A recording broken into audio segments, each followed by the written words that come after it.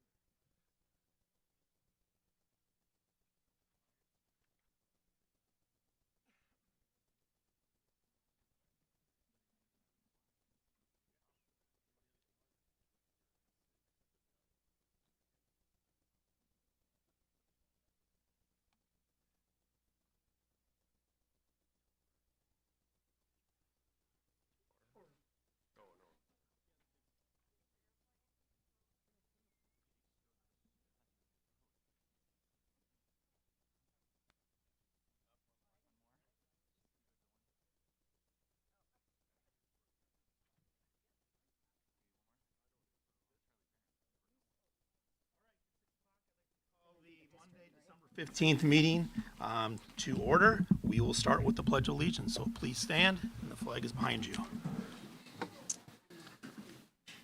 I pledge allegiance to the flag of the United States of America and to the republic for which it stands, one nation, under God, indivisible, with liberty and justice for all.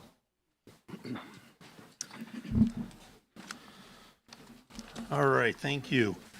We have one order to take care of here before the presentation, and that's the consent agenda items. We have two, the approval of the minutes of the November 24, 2025 board meeting, as well as the statement of receipts and expenditures for November of 2025. Do we have a motion to approve? Second.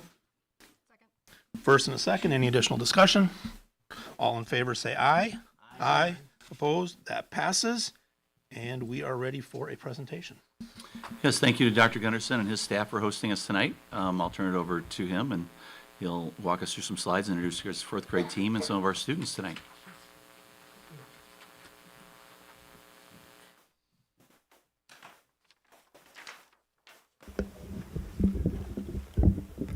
Hello everyone, welcome to Kennedy Elementary School and our school board report for the year. We're super excited to be here. My name is Principal Craig Gunderson. It's an honor to present to you today in our Kennedy Music Room. This is a special room. It has many features. The board did it right when we redid the Kennedy. In fact, we have enhanced ceiling tiles, acoustical panels, and even the door seals for a better audio experience. And so it makes for a great area for performing and also hosting school board meetings. So welcome everyone. I started at Kennedy in July of 2014. Our family resides in Grafton, and my wife and I are parents of 3 district students. And in fact, these are the Grafton Gundersons. We're very busy. We represent each school. I try to hold down the fort at Kennedy Elementary School. My wife Jenny is the district physical therapist, so she goes to all 4 school buildings. Bruce is in fact a 9th grader at the high school, having a great experience with Mr. Manti and his team. Very grateful for all that you've done. Lydia is a 6th grader at John Long Middle School. Mr. Weiss, thank you. And our daughter Marin is a 3rd grader at Woodview, so thank you, Mrs. Schwensen. But we're all in for Grafton, and we get to go to all the events, and so we feel very fortunate to be able to do that. So a presentation tonight includes several different features. We have Kennedy by the numbers, which is a common theme that we use within our Kennedy board meetings. Kennedy in action that features our students and staff, and kind of like a highlight of the school year when we think about walking through the in-service at the beginning of the year through this point right now in December. We feature our staff and students, and then there's also an opportunity for questions and discussion. So Kennedy by the numbers. First off, a statistic. Each year our student council hosts a toy drive overall by Capco with the Kids to Kids toy drive. This year we were able to have 352 toys donated, which is a pretty good number. However, in the spirit of new baselines, we've established a new baseline with 5th grade going over to the middle school. And so we're at 352, which is down a little bit, but we're also down about 70 students. So give or take, we're right in line with that. The student council is very active, and they had a great opportunity to enhance the lives of students through their generosity. So thank you to our Kennedy families and students and staff for hosting this. Kennedy by the numbers, looking at our enrollment by the year, by grade and average case or average class sizes. We in fact do have 436 students in our school. The number is down, but that's predicted based on 5th grade going over to John Long Middle School. We have bubble classes at grades 2 and 4, so we have that 4th teacher at those levels. Those are the largest cohort sizes, with 93 students and 79 students respectively. And then as you can see, our average class size per year has stayed pretty steady at about 22 or just under that. And I think that our school district does a really nice job of being responsive with our staffing and enrollment when we add staff when we need to, and we just adjust accordingly. So you can see the steadiness and the programming that we've been able to offer for the past years with our students and our staffing. So thank you for that. Point of reference, with the merging of different schools and the onset of Kennedy Elementary School opening up with a new addition in the fall of 2018, we had 400 students 4K through 4th grade. So if you think about village growth, new housing, people moving to our school district for opportunities, in August of 2018, if we would have cut 5th grade off at that point, we'd have had 400 kiddos. Just as another way to look at the numbers. Another piece of this is a new factor.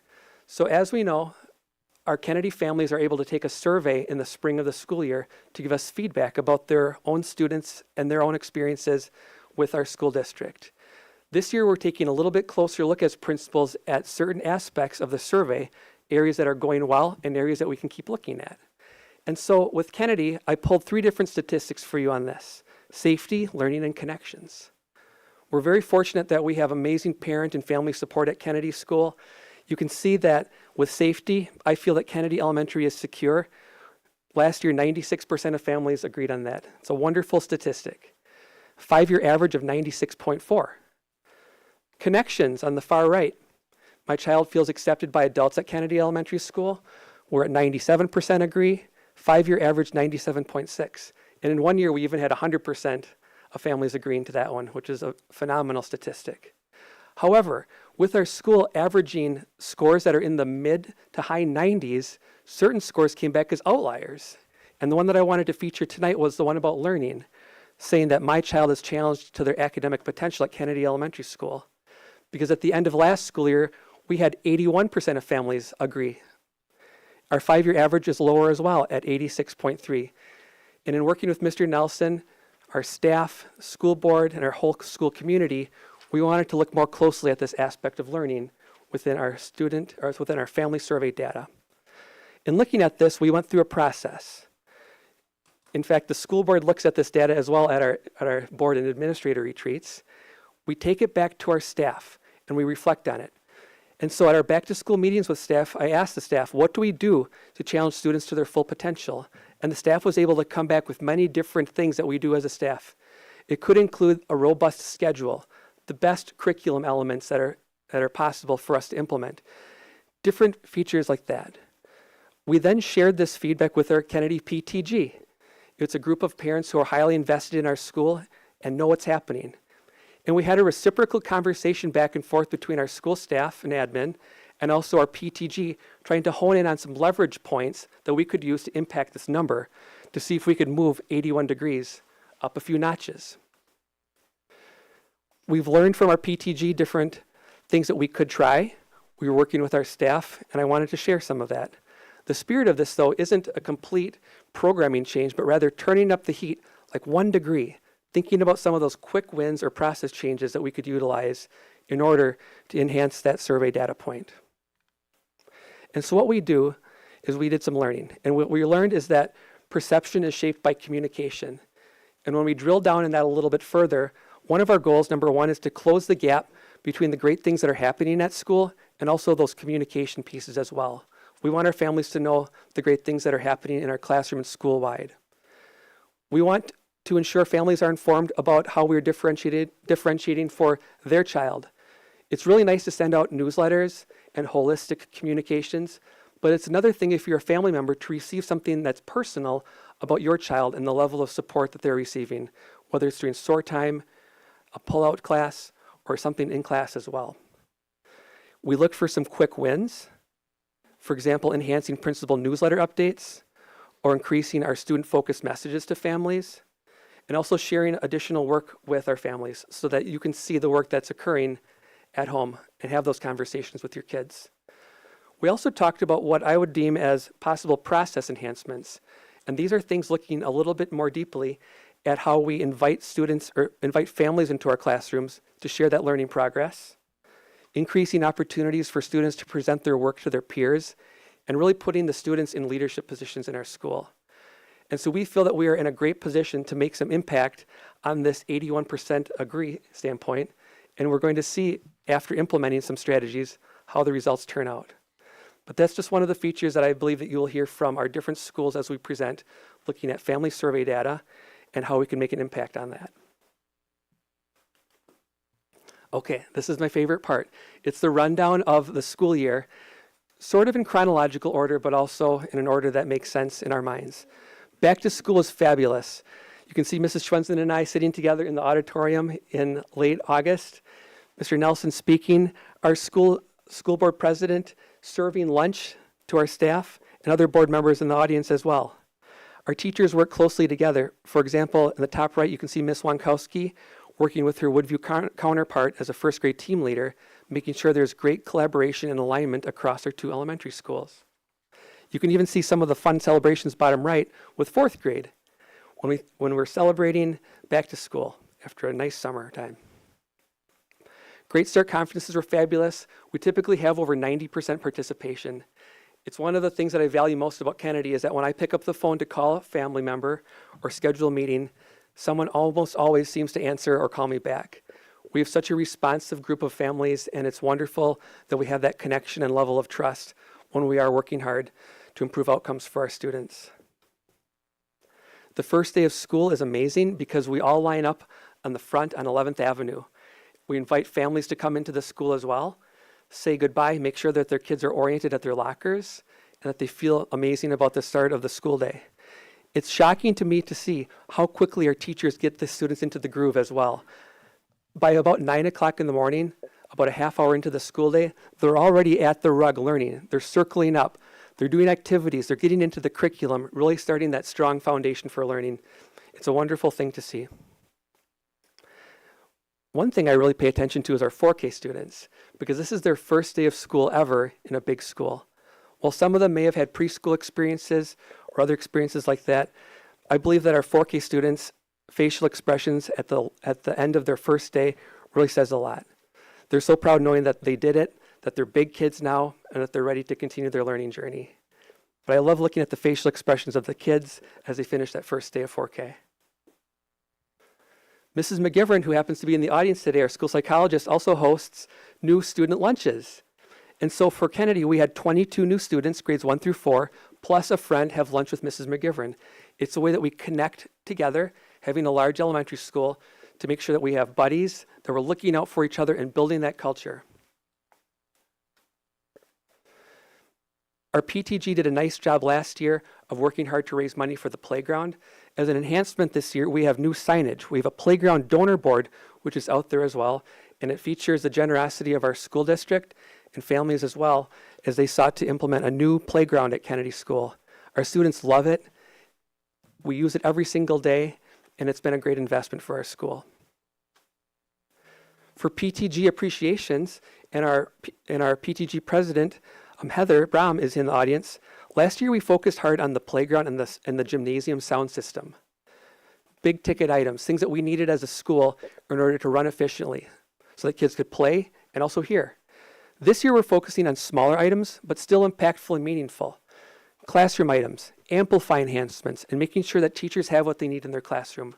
And when we look ahead to next year, the 26-27 school year, there's a few pieces that I'm looking at as well for some school-wide enhancements, while also supporting our teachers in their classrooms.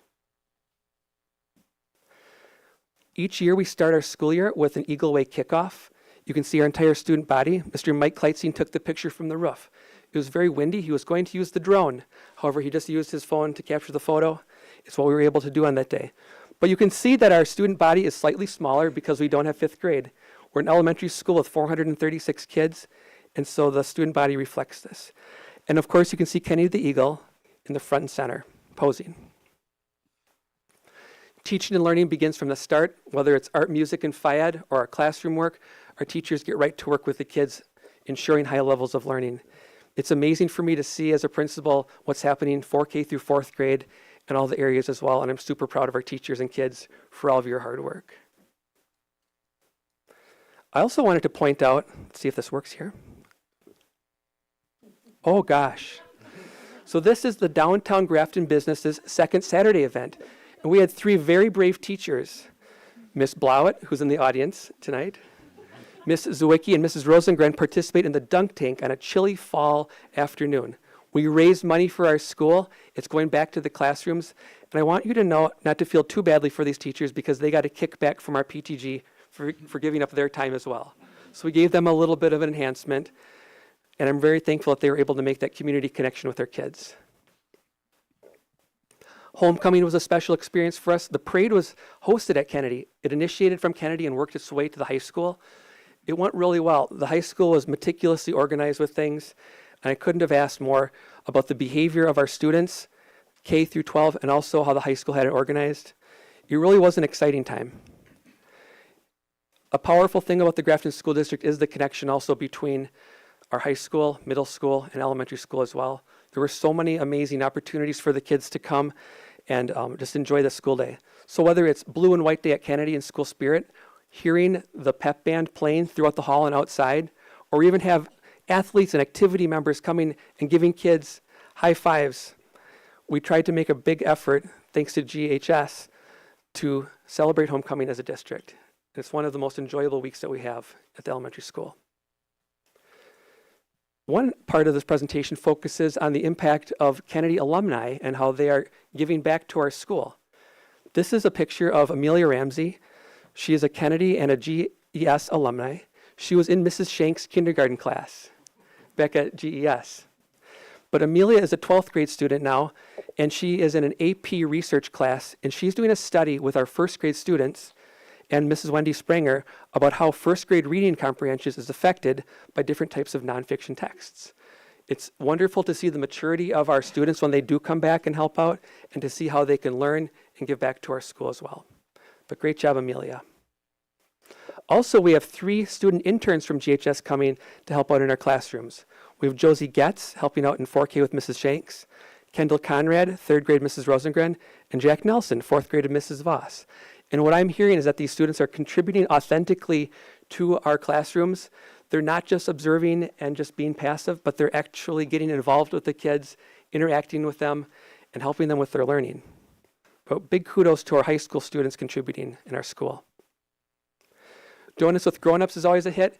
It was Buddy Breakfast, but then it has gravitated more towards Donuts with Grown-Ups. We had a generous donation from Piggly Wiggly for 50 dozen donuts, and we had countless smiles as well. It's an annual event that we have, and I foresee that continuing year after year at Kennedy.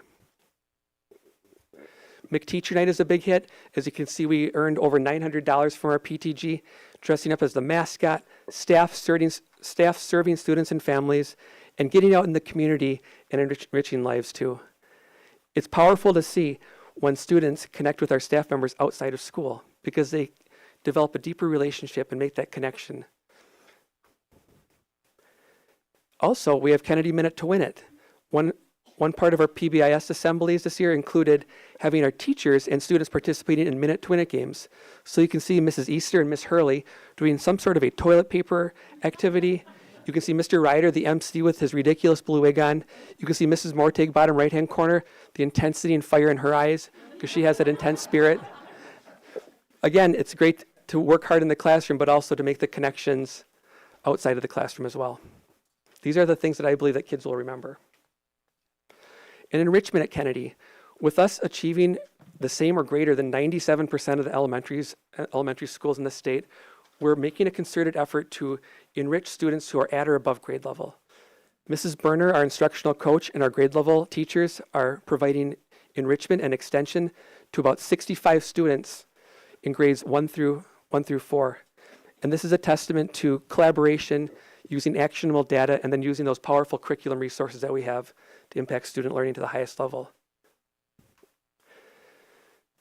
Costume trot. Woodview has a turkey trot. We have a costume trot to raise money for our PTG. And this is a group of amazing Kennedy staff members who dressed up with a staff Uno card theme. You can see the wild cards, red 9, skip green. And it was amazing to see our Kennedy staff participating alongside our kids too in the costume trot. They ran countless laps. They were exhausted and the kids slept really well that night based on the feedback that I got from the families and a celebration to our school. Girls on the Run just finished up. They had a practice 5K near the school zone, and then they did their 5K, which was a great testament to staff members as well, parents, showing another aspect of elementary school, physical fitness, positive messaging about body image and great attitudes and learning. But it's one of our clubs that we run to enrich the lives of our students. And Spelling Bee.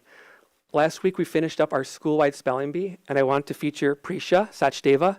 She's a fourth grader, and she won the spelling bee at Kennedy with the word compunction, which I've never said aloud before in my life until I was a bee master.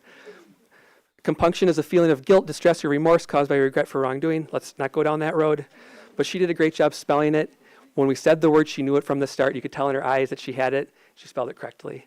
And she and the other students who are in the school spelling bee will get to participate in the district spelling bee in January coming up.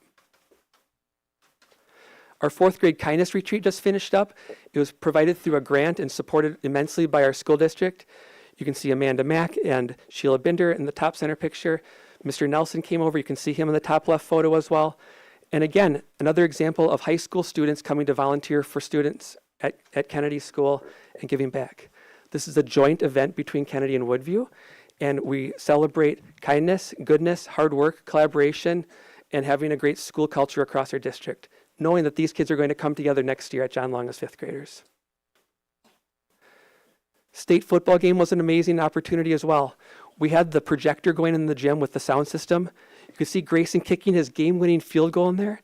And when that was happening, I was giving a tour to a prospective Kennedy family for next year. And we walked into the gym, and Grayson was just lining up for the field goal. And I said, "Excuse me, could I please watch this?" And they said, "Yes." They were from Grafton as well. And so we watched it together and celebrated. I'd never given someone like hugs during a tour like that before. It It was just a celebration, though, and our whole school got involved in it. Boys and girls of all ages coming to the gym, watching from their classrooms, and celebrating school spirit. As a connection to this, Future Blackhawks. Our school district now gives t-shirts to all 4K kids after they register that says Future Blackhawk and then class, for example, of 2038 or 2039. These are students in 4K and 5K who got their t-shirt either last year in January or the prior year, because they're in 5K right now, but they showed their school spirit as well. Once a Blackhawk, always a Blackhawk. It's good to be a Blackhawk, and we start very early messaging that to our students. When we look at the students who are football players who received honors, these are former Kennedy students who had come through. Some of them started in their very youngest grades, others a little bit later. But you can see Grayson, our kicker, Ian Cornelius, Hudson Miller, Miles Mullenberg, Tyler Hindley, Reed Schaefer, and Peyton Wismuller. I want you to know that supervising this group of students at recess football was terrible. They were immensely physical, skilled, competitive, and I think we all remember that dynamic that they brought to the recess, but it paid off. And it's cool to see what kids grow into as they develop with their maturity and skills, academically and scholastically, and also athletically too. We also had Kennedy alumni who received honors for volleyball, Paige Prayfrock and Abby Bartholomew. They started at Kennedy as well as young students and are now highly successful at Grafton High School. Swimming, soccer, and esports, Kylie Grimm, swimming, Nikita, soccer, Kenneth Burzak, esports, and Aiden Kastner, esports as well. You can see that Grafton High School provides many different ways for students to show their talents, and it's amazing to see how students' different diverse interests increase and how the opportunities increase as students get older too. So this brings us to this final portion of the board meeting, featuring students and staff. When I look at this, this is our 10th meeting that we have hosted as a school. And we're fortunate to feature different areas of our students and staff. Today we're going to be featuring 4th grade. It's the capstone year of our elementary school, and we have a number of students and staff members here who are going to talk to you about what it's like to be a 4th grader. They start the school year together, they're cohesive, they work hard, and they have fun, whether it's first day of school or PTG back to school night. And we're excited to bring them up here to show off what it's like to be a 4th grade student or staff member. They've rehearsed hard. You can see them rehearsing at lunch on Thursday, talking in their small groups and preparing for this big moment. And they're here tonight to talk to you. So I'd like to have Mrs. Allie Voss, our 4th grade teacher and team leader, come on up. And I guess I'll turn it over to you, Allie. And you can work your way through the slides and let's celebrate some 4th graders.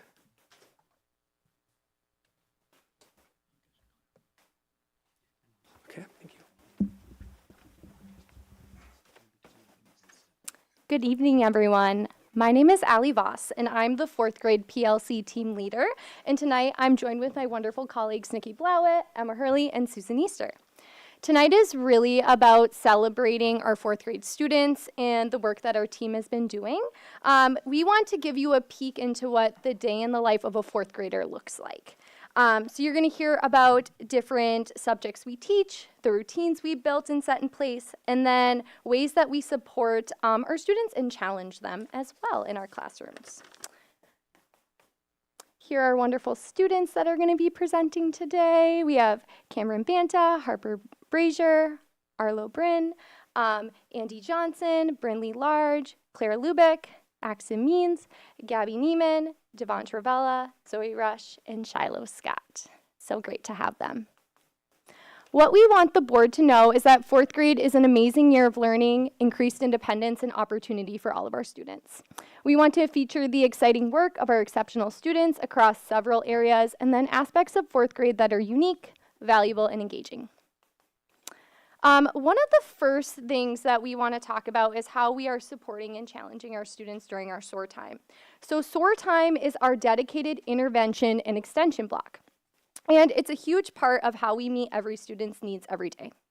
For intervention, we focus on targeted groups. So some of the targeted groups we have going on are fluency, we have comprehension, and specific skill practice.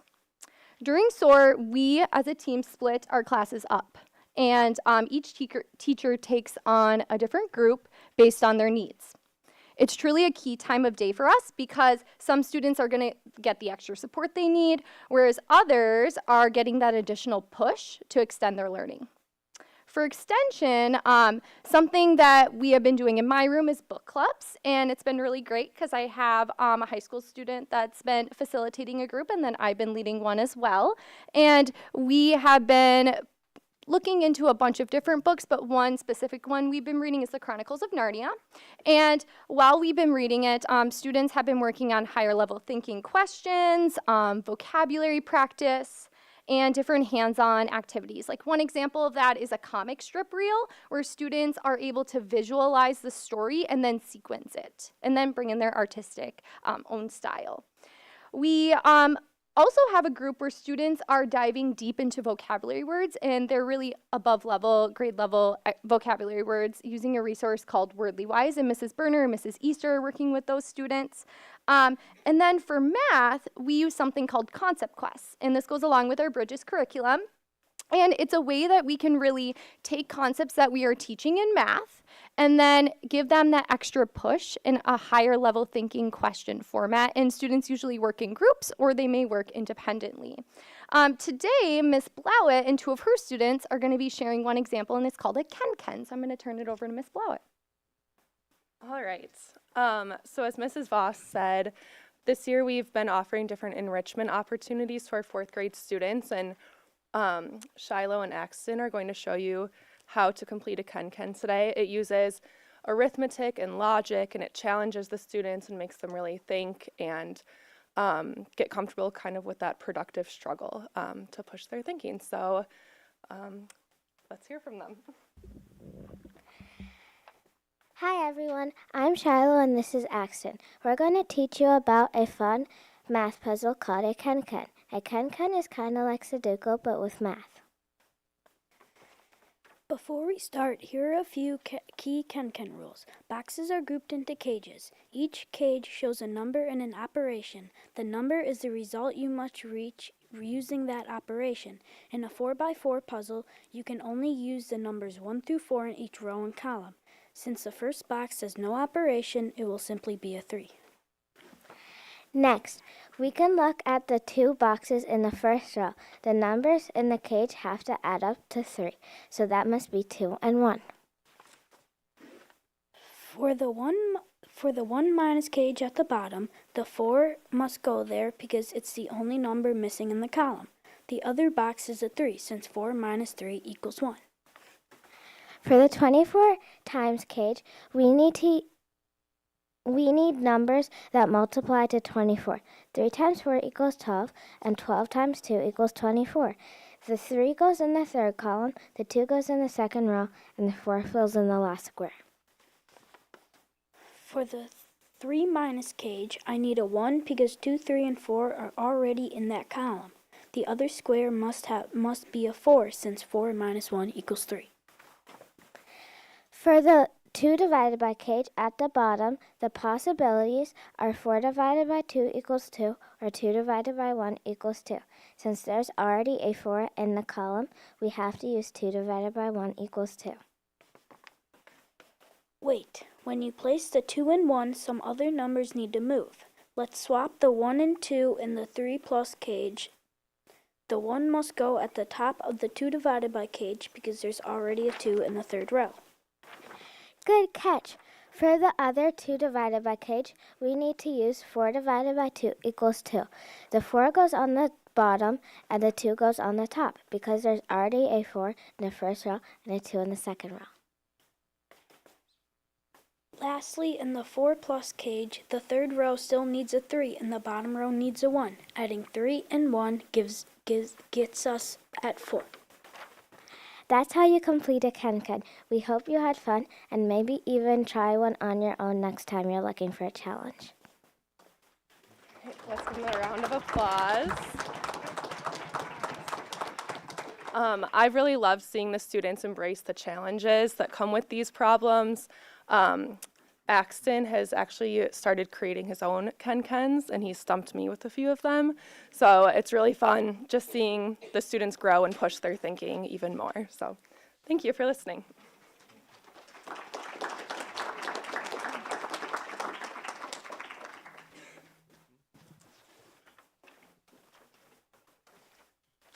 Good evening. I'm Susan Easter, and I'm here to talk to you about science. I'm going to do one of the units, and then Mrs. Hurley is going to do a second one.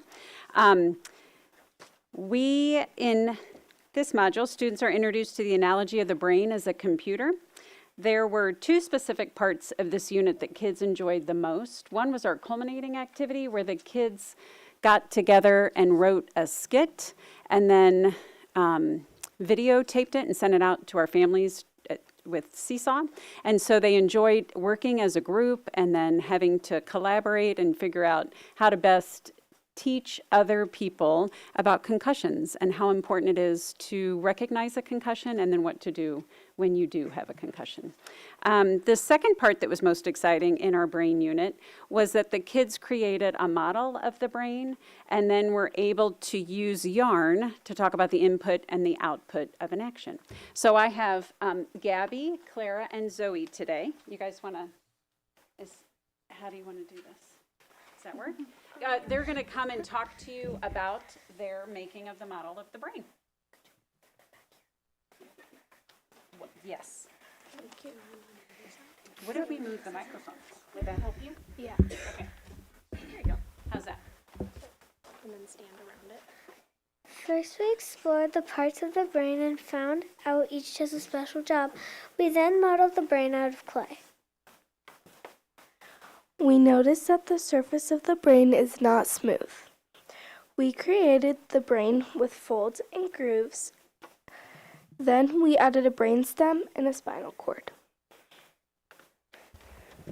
We studied how the brain senses information from the outside world, how it processes the information, and how it causes an appropriate reaction in your body. We used red and blue yarn to show the input and the output. Our input was when someone accidentally stomped on our foot. The red yarn follows the path of the input from the foot to the parietal lobe. Our output, our reaction, was to push the person away. The blue yarn shows how the message goes from the brain to the hand. We were amazed that the brain does absolutely everything.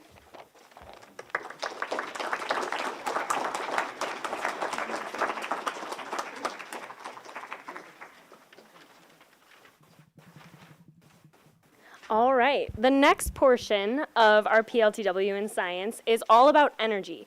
And so we begin the unit by challenging students to observe where they see energy in their daily life. So we've found that it truly is everywhere and it's a part of every single thing we do at school.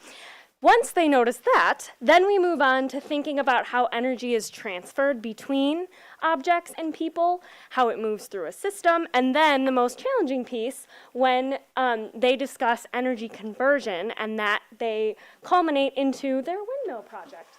So students are asked to build and design their own windmill. And so I have a group of engineers with me today. Andy, Arlo, and Devansh, and Miss Harper is in the audience watching as well. And so they're going to tell you a little bit about their design process today. Give it up for our engineers.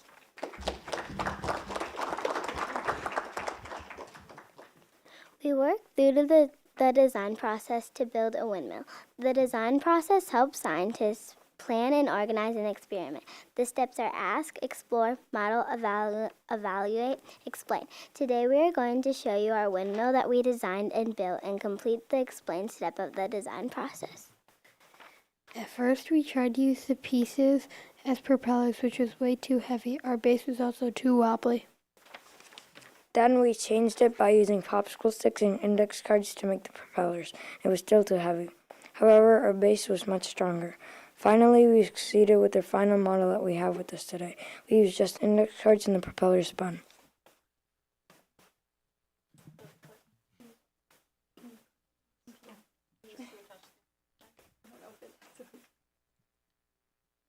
And this is it in action. Thank you very much.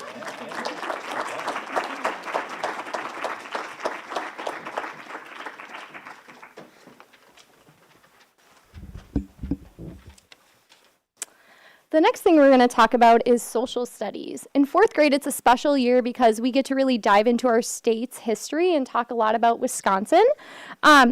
They analyze a variety of sources. They learn through meaningful inquiry, so asking a lot of questions to each other. They are working hard on crafting presentation, and then students take field trips to the Wade House and Madison. This fall, we took a trip to the Wade House, and right here in that picture in the top corner, that is our students listening to a blacksmith, and it takes them back in time to different roles people had, how they're similar today, how they're different, and really just give us a great picture of what's going on in our history books and having it come to life. Students also are working super hard to craft presentations, and this is all leading up to our Culminating Wisconsin project, where they're putting everything together they learned. So in May, we're going to really start working on this Culminating project and really putting everything we've learned from our field trips, and then in the fall learning about social studies. Much of the work that they do is on a site called Padlet, which is like an online bulletin board. So students are able to interact with different posts they make. So this is where they're asking a lot of those inquiry-based questions. And they are liking posts, they're commenting on posts, they're challenging different points of view and questions about these theories that people are proposing. And we also used an interactive online Wisconsin timeline, which was really cool. And students were working on placing their own timeline card on this that shows the different eras that we learn about. And that leads us into Madison. So toward the end of the school year, students take a special field trip that really wraps up their year. They get to embark on the journey via charter bus. This is probably like the most exciting part to most of them and where they have the most questions about. They get to explore downtown Madison, the Capitol building, and Camp Randall. Those are some pictures of the group from last year. So there's us on the Capitol steps. We got to meet different government officials and go into the rotunda. And then we got to go onto the football field, which was really cool. I got a really cool video of my students running through the tunnel. It was a really exciting experience. In our Amplify curriculum, we start off the school year really focusing on writing. And we jump into our personal narratives unit. So in this unit, students are really learning how to tell the stories of their lives. They're using things like vivid details, dialogue, sensory language, all while building a strong structure that helps them reflect on these meaningful moments. A highlight of this unit and the way that we celebrate is our Narrative Nook Cafe. So we set up the room like a big cafe. The students come in and they share their work, and it's really a great opportunity for them to be really proud of their work. You really see their confidence grow. Yeah, it's really exciting. Throughout the unit, we also connect back to our lessons using a lot of different mentor texts. So they're seeing how real authors are using the same strategies that they are doing at the same time in real time. I'm going to turn it over to Miss Blowett, and she's going to lead us into our next Amplify unit that we focused on. All right, our second unit had two parts to it. The first part focused on Europe during the Middle Ages, and students learned all about the feudal system, so serfs and knights and monks and nuns, and we read a nonfiction text that explained all about the day in the life of the different people in the Middle Ages in Europe. And students at the end of the unit had to pick who they would want to be, and then they all wrote a persuasive paragraph explaining why they would be that person, using information from the nonfiction text that we read. So Brinley is going to read her paragraph to us. If I could choose to be someone during the Middle Ages, I would choose to be a monk because the church is powerful and wealthy. Monks did not have to work every day and did less work than other jobs. And monks were educated, taught skills, had a place to sleep, and enough food to eat. If I could choose to be someone I would choose to be a monk because the church was powerful and wealthy. In the text it said, the church was getting more and more powerful and wealthy. This makes me think that you would be powerful and rich too. In addition, I would want to be a monk because monks did not have to work every single day and did less work than other jobs. In the text it said, they would mostly pray and sometimes pick berries. That makes me think that I do not have to farm or go to war like other jobs did. Another reason is that monks are educated, taught skills, had a place to sleep, and food to eat. In the text it said they got food from the church and the house. That makes me think that I would have money for other things like nice clothing. I think that monks are the best because they have power, money, and protection.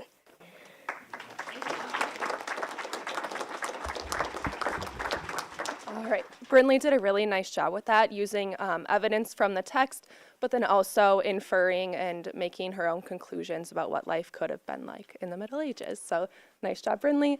I'm going to turn it over to Miss Hurley, who will tell you about part 2.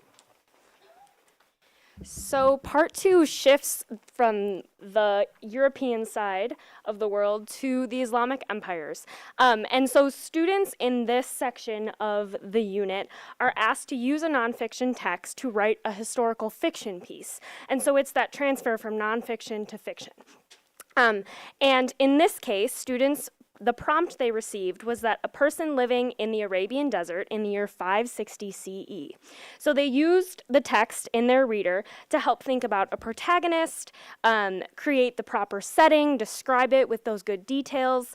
They talked about how the Bedouins and their life changed and evolved in the Arabian desert. And so here to share his writing is Cameron Banta. Working Hard by Cameron Banta. Back in the year 560, there was a 12-year-old boy named Hassan who hated working and wanted to relax and stop working. The only problem was that his job was vital for his family, so he had to work if he wanted to survive. "Dad, why can't we just stop working?" Hassan always asked. His father always replied with the same thing, "Because if we don't do anything, we can't survive."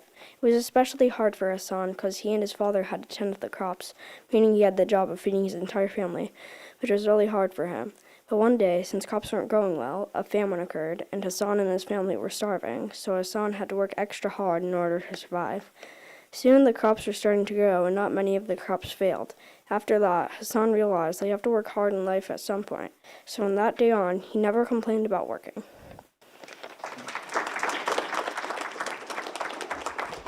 Nice job, Cameron. So the hard work in ELA is definitely not over. Right now we're in our poetry unit, and students are writing a wide variety of poetry. And on January 9th from 2 to 3, we are hosting our Poetry Slam. So we welcome all of you to come and visit and see the fantastic poetry that our students are writing. Thank you very much.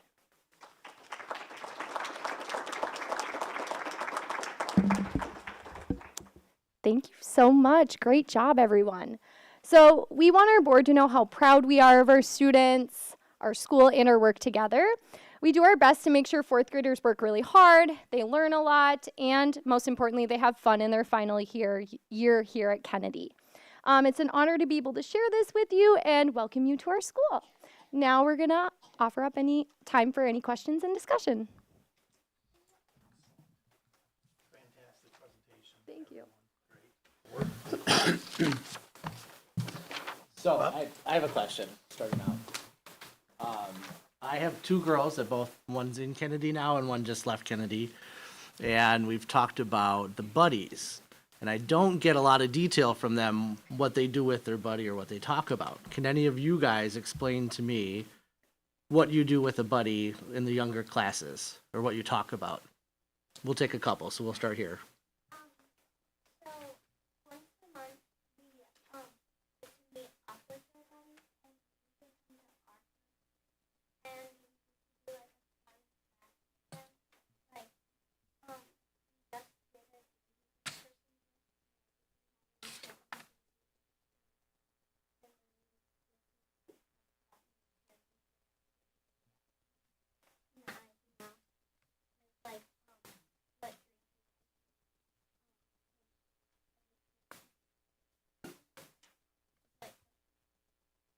That's really cool. So they're like a lot of personal conversations. And do you give them words of advice as older students on what to expect as they get older in the classes?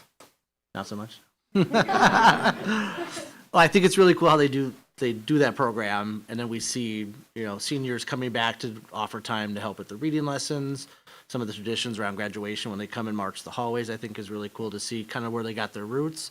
I also just wanted to highlight how seeing Kennedy's approach with the community, how involved they are internally with the district community and as well as the external community as Grafton. I think it's really great to see that connection with both. So great job on your presentations, and thanks for having us here today. I was wondering if any of you, incredible wide range of topics that you're covering in fourth grade, but I was curious if any of you had been inspired to give you an idea of what you might want to look into in middle school, like classes you might want to get more involved in, or even heading towards high school.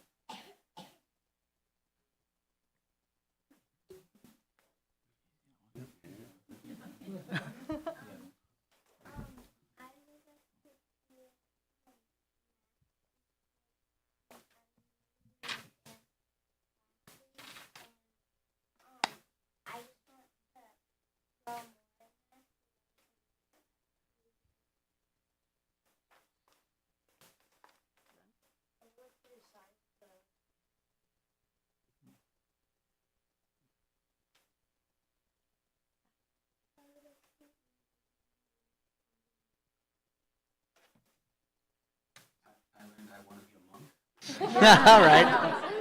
Sounds awesome. Fantastic.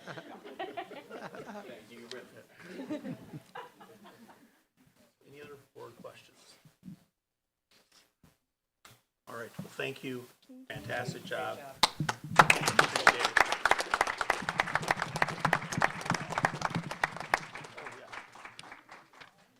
Students, why don't we have you and your teachers, why don't you have the board come up, and we'll have you guys join the board and we can take a picture so you can. Now we're ready eating all this chocolate sitting here. Waiting for Craig.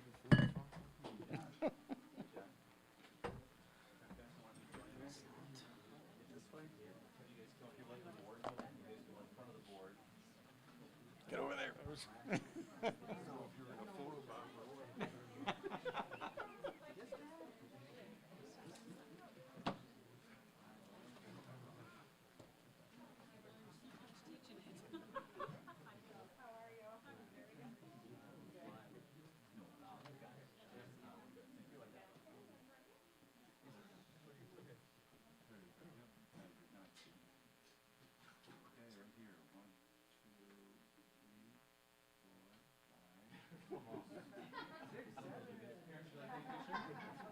I started taking them one by one.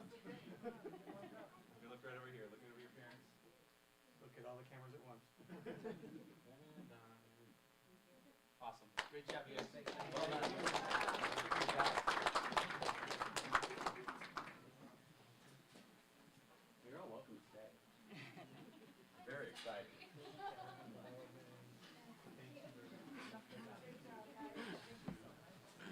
That's great. Oops, sorry. Oh, so cute. Yeah. You want to talk about burying the lead?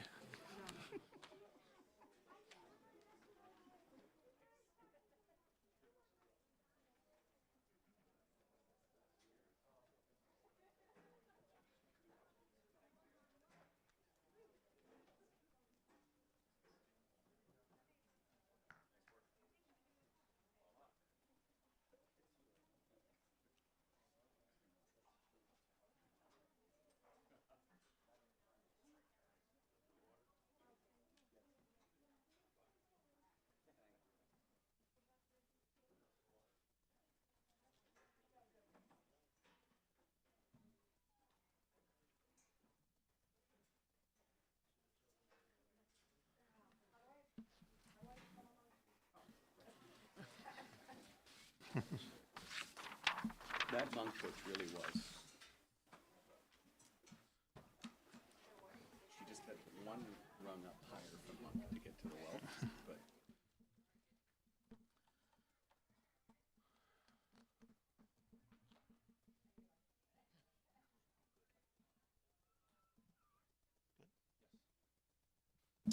All right, we will then proceed to the rest of the superintendent's report.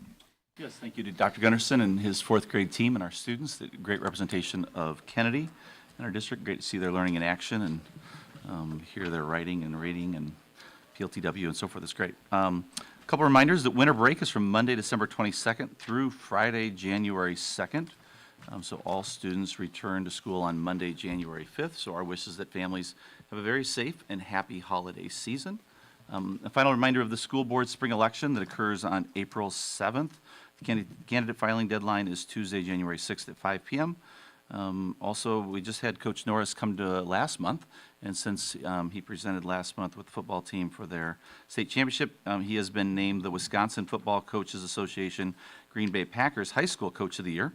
So in recognition of the honor, the Packers awarded a $2,000 donation to the Grafton football program from the Green Bay Packers and the NFL Foundation.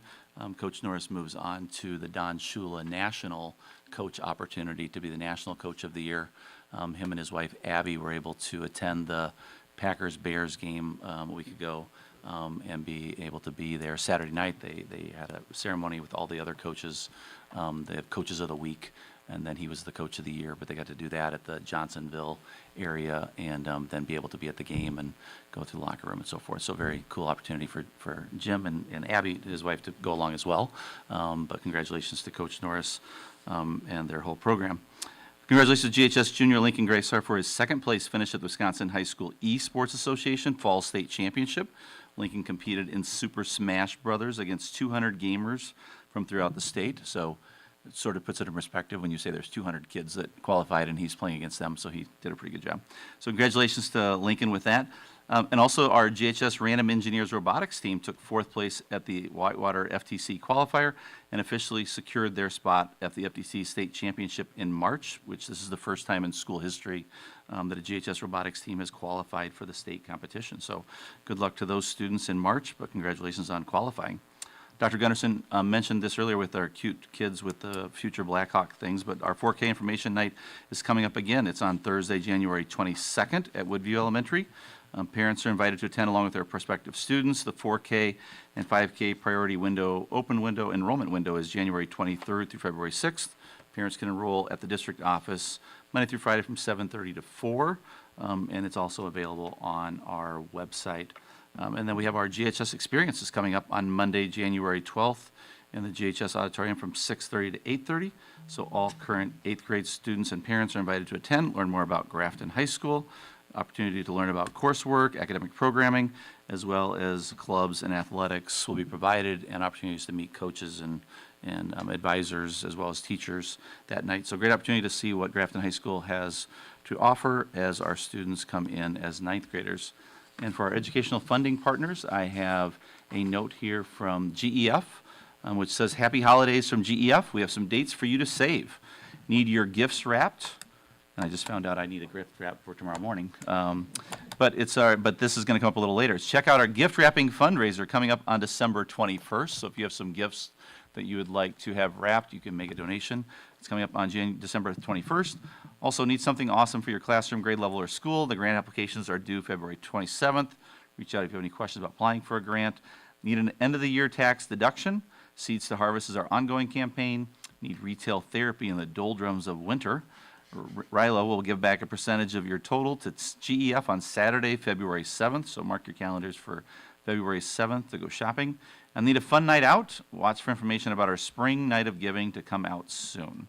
So thanks to our GEF. And I think do we have anyone else from one of our funding partners here to speak? We do not? Perfect. Great. And with that concludes the superintendent's report. Excellent. Any questions on the superintendent's report? Okay, great. Thank you. Next, we'll item C, public comment. I received no emails, so I had nothing to forward this past month. Is there anyone in the audience that'd like to address the board? Right. Seeing none, we will go to item D, personnel report. Yes, we have a couple items for informational only for the board. A new hire of Max Vanderwerf, building sub at Grafton High School, and a resignation of Kate Nestler, communications coordinator receptionist at district office, and Zach Steltler, study hall supervisor at Grafton High School. Only. Any questions? Any open positions that we currently still have to fill? Both of those that I just mentioned as resignations have been posted for, and we've had an opening for a special ed position for a couple months now. that was based on just additional students with that. So we started the year fully staffed and just have additional students, but otherwise we are fully staffed, I believe. Building sub, still looking for a building sub at John Long, actually. We're still working on that too, but that's been posted for a while also. Okay. Information only. We welcome Max and we thank Kate and Zach for their time with the district. Item E, 26-27 school year calendar first read. Yes, so this year we have 3 versions of the 26-27 school year calendar for review and feedback from the board. Over my 10 years here, we've gone through various renditions of calendars to try and find a calendar that has a balance between professional development that the staff needs to improve student learning, and then also helping parents balance their childcare needs, which creates when we don't have school. Historically, as a reminder, we used to have our elementary schools on trimesters, and so we would have calendars that were set up for secondary, where they'd be running on a semester schedule, and they would have breaks when the semesters would happen, and then we'd have trimester breaks for the elementary K-5. They would have trimester days off. And then I went back in our calendars and looked, and in 2019, 2020, I don't remember why, but we had K-8 levels all have early release days. Even though 6-8 was still on a semester, we had 6-8 join and I think it was to get more PD for those levels, is my recollection, but it's a little hazy, that was a while ago. But in the 2021 school years, when we started moving everyone to semesters, and we've kept that format throughout this whole time, and where we've had all staff on the same days as PD. Back in 18, 19, 19, 20, we also had early release. So we've also had early release days, and that met with parental pushback of the difficulty of having early release and so forth. So we moved away from those, and we haven't had those since the 2020 school year. I was asked how other districts in our area do look at their days, and they look at them all differently. Some have just regular PD days. Some have late start days. And some have early release days. So Homestead's on a trimester. We can see we had 8 PD days. So when I think of PD days, as you're looking at the calendar, I don't think of the days that are before school begins and the days that are after school ends. It's what happens once we get into September. From September to May, basically, is how we look at. That's how we would interpret PD days. So if you look at anyone else's calendar, I looked at their calendars to see how they do it as well. So Homestead with a trimester is a little different. Cedarburg has 7 PD days. They used to have early release days. This is the first year they don't have early release days. They went away from early release days for this year. They're keeping it for next year. I talked to their superintendent, but they used to have early release days, and they just moved away from that.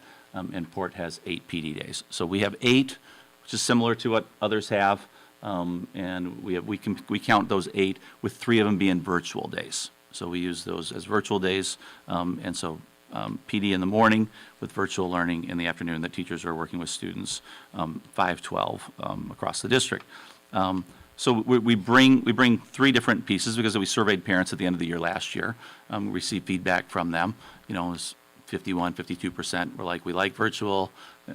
48% or whatever it was, whatever the number was. It was close, but there was not a overwhelming people who loved it, not overwhelming people who hated it. So we need to do something different. So the administration has worked hard to work at what do we need for our PD days? What are the things that we need to be able to maximize learning for students? Because the results that we're getting are the best that we've ever gotten. We've never had as high of an ACT score, never had 2 students get a perfect ACT score. We've never had as high of a report card score that we just received last month. All these things that we're doing. So we still need that time, and we do go through and assign the PD days at the times that we really need them the most. So for example, if we look at the October date, so there's 3 different versions that we look at.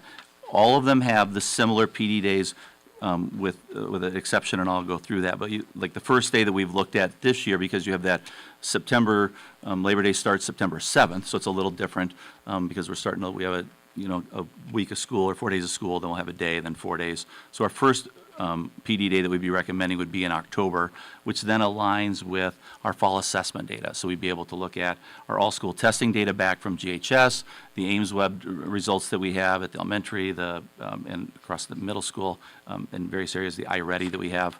So data that we can look at in the fall to be able to help teachers as we prepare for the rest of the school year and setting goals and so forth. So as you look at the 3 calendars, you'll notice that they all have 176 student days, secondary student days. They have 190 teacher days. Spring break is from March 22nd through 26th, which aligns with the CISA 1 recommendation for area school districts. That helps for our athletic programs, but it also helps if people live in our district but work in a different district and their kids go here, all those various pieces that just align to help families spend that time together. But then the differences between the versions are some of those elementary student days. So in versions A and B, there are 174 elementary student days. Version C, there's 173. There is grade 5 virtual learning professional development days. Versions A and B, there's 1 day.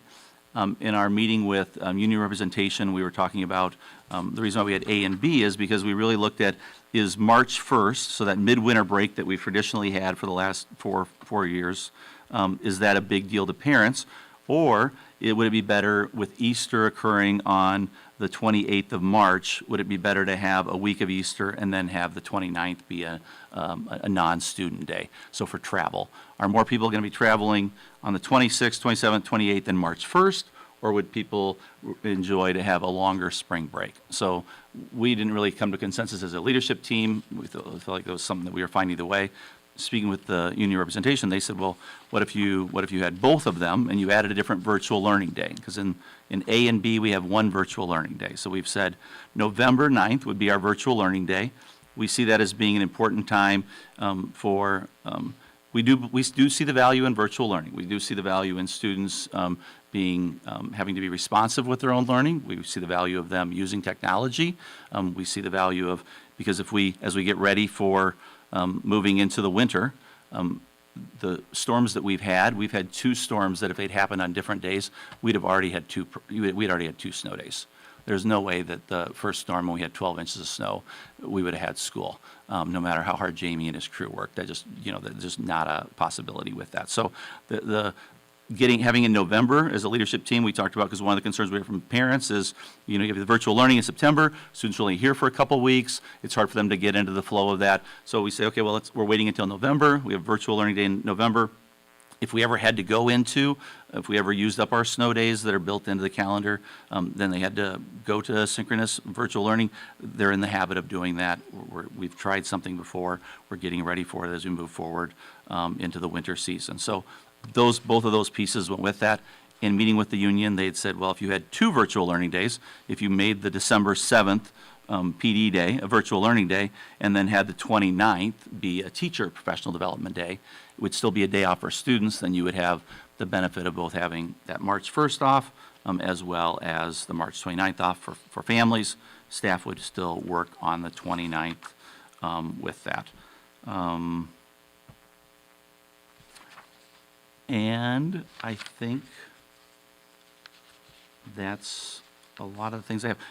We've talked about as a leadership team, this would be 1 less professional development day. The September day is really a time for us to look at teams coming together, collaborating, how have things been going the first couple of weeks. It's been an opportunity for us to use some district initiatives. So this year, looking at AI training, has been a focus. Every time we've had a PD, we've had something about AI. But things that we felt like that's the month that we could best lose a PD day, and because of the other staggerings that we have throughout the rest of the school year. And so that's how we decided on these 3 different versions to bring to the board to get feedback, knowing that we would come back together as a leadership team. We've shared with the union for them to share with their teachers, leaders as well, and give them additional feedback. But we wanted to bring those 3 options to the board and take any questions or feedback that the board would have for us to consider. So real quick, first read, information only for tonight, for us to give some feedback to administration, just as far as the different options. So certainly want to give everyone a chance tonight just to have some input back to administration. We'll try to see if we can get to some kind of consensus, I think the goal would be as we wrap up today, that we have some kind of idea as far as what will get finalized or what will be brought to us for the next meeting. So, there's obviously an opportunity to get any kind of feedback from there to present that. So anyone that would like to go first, if you have a preference in one of them, or if there's something that's in one of them but change a little bit, now would be the time to get that feedback. Ask, just clarify. So, sorry, I don't have them right in front of me. Show up on my computer. Oh, thank you. Okay. And all of them, we got rid of September as a PD day? Yes. Yeah. Except in version, no, that's correct. No, we did. We got rid of all of them. Okay, Yep. so, and what is your feeling about losing that? It seemed to be valuable, or just you're getting rid of that, trying to make these other pieces fit? Yeah, I think trying to make the other pieces fit and being aware of number of student days that we need, as well as number of teacher days that we need, as well as with the virtual learning, you do lose a couple hours of PD. So, Yeah.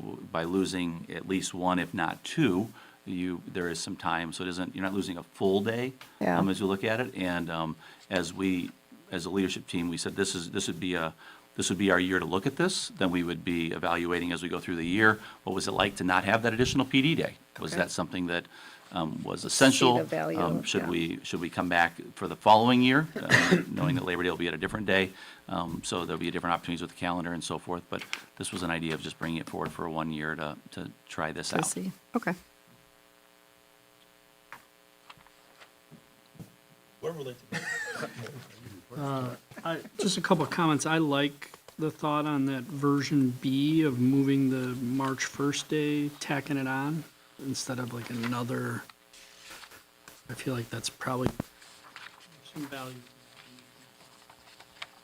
One other day, if you were gonna be gone. And then I kind of agree, I totally agree with what you said about virtual days and other things that are as they are, but given how much virtual days now with things, with work and just potential for snow days, I think that people that don't agree at all with that, but I definitely think there's some value.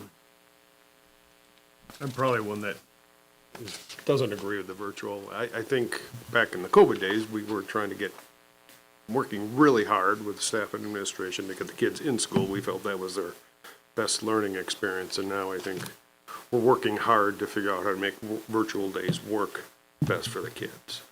I'd support A or B, I guess, with one virtual day. I think we need to get back to having the kids here, and I understand the value of professional development, but I think we owe it to our kids too to make sure they're getting good quality education as much as possible. They are, right? Like the student days are the same, right? Yeah, we're counting the virtual day as a student day. So it's a day that they're learning, but they aren't in school learning.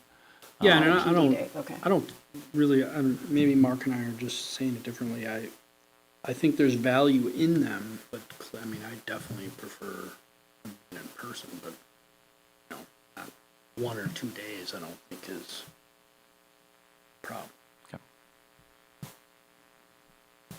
Okay. Is it thought just to not having them on the calendar and you keep them in your hip pocket for snow days? My only opinion on that would be that there are years, like this year, yes, we would have already probably had a couple snow days, but there are years that we would have none. And as much as my kids love going to school, like, yes, those extra days, yes, that is just one less day of you. If we have no days, that's fine, but I know that especially at the high school, those kids use those virtual days. They do plan ahead. Some of them are able then to go on college visits. They're able to do other things because they've planned ahead. Usually the work has been assigned, usually Friday. So you have that college kind of atmosphere of, okay, this is the work that is due by Tuesday. It is my choice whether I use that and, Saturday's a good day and I have things I need to get done on Monday, or I can wait and use it on Monday. So I think high school, that's probably the proper mindset. Middle school, you're transitioning, and then, maybe it's a little bit of what Mark's saying, but just my own thought is, if you stack a virtual day next to a traditional school day, which one's got the higher odds of the best product? And the virtual seems to be a great substitute when you can't execute on the primary, but should that be the starting point for the calendar to say we're going in with the virtual? Because we have to account for, all levels of learning. I get that. I mean, I'm probably a fan of C. I do like the virtual days. I think having two, your first time, November, and then you can always be tweaking it. Like December is your second chance at it. By only having one, that first snow day, you better have nailed it the first time and not needing, it is their one and only chance, because odds are we will have a snow day, Some years we don't, but some years, the kids do, and then you are having to do virtual days. So I'm a big fan of the two. As I said, I've seen at the high school what they can get done, how they are able to go more in depth, because I can tell you that my kids who had to write an essay for on their virtual day, they'll tell you they actually have to do more work on virtual days than they do on normal school days. Because if you have an AP English Lit essay to write, I can tell you that they spent more than 88 minutes writing that AP English Lit essay. Yeah, just middle schools too, right? It's not just high school, it's not just No. different kids. We have to look at the whole system. But you got, I mean, you have eighth graders who are going up to the high school, taking high school classes, and I can tell you starting freshman year, those kids are, they will be still eighth graders doing it. And it isn't, I think it's a good thing to learn these kids are very good at technology. For those kids, it's also for families a chance they took days off to go to the high school football state game. Great. That is a choice. And families who are able to take time off for that, that's a choice. It's the same choice whether or not you took the day off for that or you took the day off because it's a virtual day.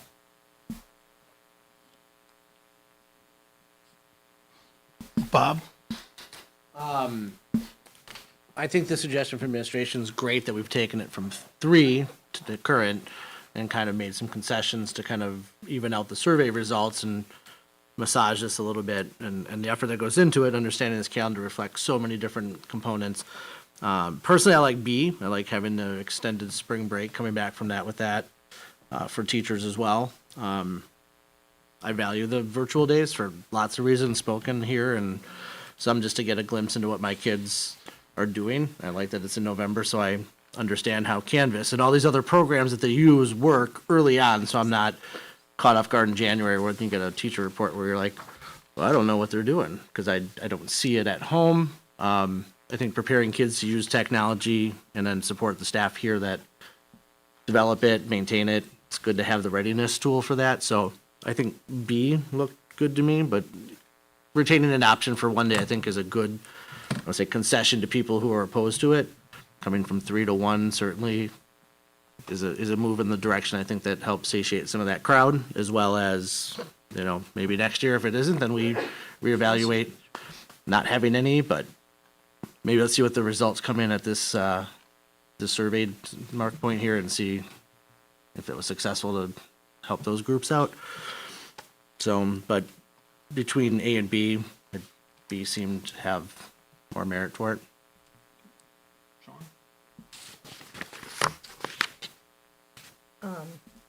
Yeah, I mean, I guess I want to know what teachers, like, you still have to ask that, right? Get their feedback on the different versions. Yeah, and teachers, and remember the survey results, teachers were split as well, and. But that was on the idea, right? Like, this Yeah. is physical, like, Yep. here, it'd be nice to know what their Sure. thoughts are.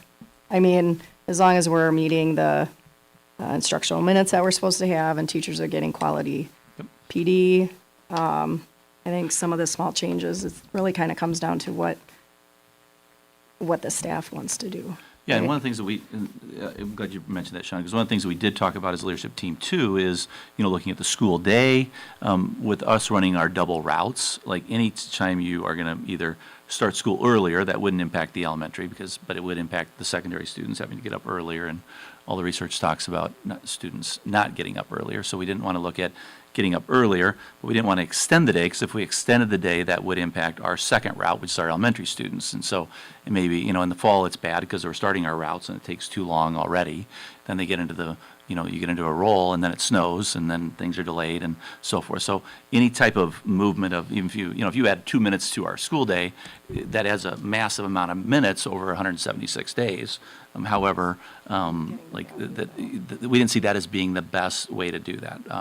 High school is looking at their exam schedule as a way to revise some of their exam schedule, as a way to gain some additional time in our current schedule that would allow us to have at least 2 snow days built into our calendar without impacting our regular day, and whether it's BHT or our regular school day. But if we go through this thing and we say, well, we really need another PD day, but we need that instructional time, we could come back to look at some of those other pieces without making it virtual. But that would be a conversation for future years. But we did have that internal discussion as well of trying to be as creative. Our theme is innovation today, so we're trying to be innovative with our current problem. But we didn't see that as being solving, might be creating a different problem that would have a different response from parents and staff as well, because that's a frustration with our busing. So for the number of snow days that's built in any of these calendars, it's 2 for the high school? Yes. And then it's more for middle school? Correct. So at least it's the first 2 days we would have is where we have to put in. Correct. My comments on it, I agree with, I guess I would lean towards B. I like C from the standpoint more at the high school. My son, his freshman year at Madison, first semester, he's taking a virtual class. So to me, there's a lot of value in that at the high school level, is that you get that experience and you understand those requirements, and to your point, the managing of time and getting assignments and those kind of things. So, certainly don't want to throw it. I'm okay with 2 at the high school and 1 at the middle school. I don't know if that complicates things, but if we were going to go across the entire 5 through 12, then I would lean towards B. Yeah, we've been different in the past. I bring that up as an example earlier when we had trimesters and then early release and all those different things. And it isn't set in stone that we would have to say that virtual is 5/12. So I think we're open to having that discussion, and we've had a lot of discussions with the leadership team, just looking at this calendar and trying to create the best possible calendar for parents, but also for staff, realizing that there are times that we just need to have time for us to be able to work with staff to prepare for testing as we get into the spring. When Julia sets up the calendar for the year, that fills up pretty quickly with various touch points that we need for various things, and then building principals have their building initiatives as well, that if we don't have a PD day to do, then it turns into their faculty meeting, or it turns into during teachers prep, or it turns in before school or after school, which some of those things become much harder to make sure everyone's there because they have other district responsibilities. Isn't that they're leaving early to get out of here. They might have a sports team. They might have an esports team. They might have a coach, whatever it may be. Could be a high school person coming to the middle school to coach at the middle school even, and so forth. So having that time that we're guaranteed, having people work together has really been beneficial for us for collaboration and culture and having better academic achievement for our students. So to give administration some feedback then, so is there an agreement that no more, that 1 would be the max for middle school? For middle school, 1 virtual day, no more than 1? Or is it, is there the consensus to have 0? My thoughts, 0, the consensus is 1, that's okay. Okay, we can, 0? 1. I don't have a hard thought on it. I think there's some value. I agree. I think it just comes out to what, I just haven't heard what the staff what their thoughts on the 3 calendars are. I'd like to know that. Yeah, and one of the things that could change is, and we talked to the union about this, is we used to have conferences on the same week. And then there was a big pushback because the elementary teachers didn't enjoy having conferences and Halloween during the same week, and so we went away from that. There has been some recent conversations about certain people not liking having 2 weeks of conferences. Secondary people have not bid on that at all. They have said, we want 1 week, and we want to be tired at the end of the week, but have 1 week of being tired. And so, as we said to the union, I'd be happy to even survey staff and take consensus. Like, this really is, it was based around teacher feedback. They didn't like that before. Have enough people changed over so they don't remember that, or people who used to think they'd hated it, do they hate this more? Like, all those pieces. So the conference thing could come back and be a little different, but that'd be based totally on teacher perspective. The administration does not have a strong opinion on this. We don't see it as being an issue for parent attendance or anything else. It's just workload for staff. And elementary had asked for a different workload, and we granted that a couple years ago, but we may come back with a different response. But we may not either. I'll get more feedback from them on that. So majority of the board for one virtual day for middle school. One that will help them prepare as then they get ready for high school. So you're saying different for high school and middle Well, I'm just saying I'm saying, in the calendar. yeah, we're just talking through just the consensus. This is just recommendations for us. So we're saying no more than one would be the max for middle school.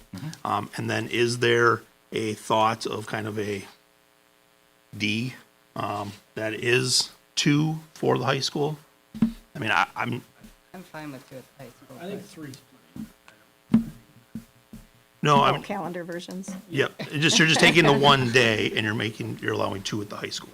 Or do you just keep 1 at the high school as well? I think high school might be a little bit harder to have 1. I mean, you have an A day, you have a B day. I mean, 1 could be on each day.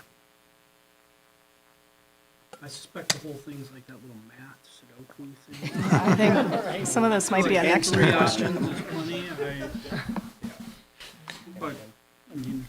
If you do that, it would give you. Spend a whole another day doing it? It'd give you 3 days. It'd give you 3 days of before you would go to a snow day. I just, Right. my perception or my That'd gain us our thought time. would be that an in-person day is better than a virtual Yep. day, even though there's definitely, in my opinion, value to a virtual day, especially at the high school, like Carrie was saying.